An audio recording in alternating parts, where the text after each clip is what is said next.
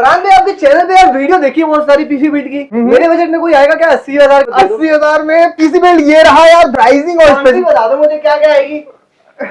हाँ बोलो बोलो बोलो, बीच में बोल रहे थे, बोलो यार पीसी बिल्ड उसमें क्या कॉन्फ़िग क्या आएगी 80,000 में मेरी पीसी बिल्ड बजट में हिसाब से? करना क्या है? करना तो बहुत कुछ है उसमें। वो छोड़ के क्या करना है? गेमिंग करनी है। गेमिंग करनी है, गेमिंग स्ट्रीमिंग सब करनी है। 80,000 में हो जाएगा। और कुछ सवाल है? सवाल तो मेरे बहुत है, वीडियोस वगैरह चल जाएंगी अच्छी।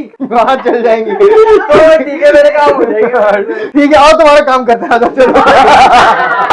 Ryzen 7 5700X 18,500 रुपए का, 13400 i5 19,000 रुपए का, motherboard 760M 9,500, B550 M Pro VDH 11,000 रुपए, 3070 graphic card 38,000 rupees, power supply 5,800, NVMe SSD 5600 रुपए, 8x2 रैम किट 4,500, एक कैबिनेट, एयर कूलर AG400 को जो करना है सब हो जाएगा।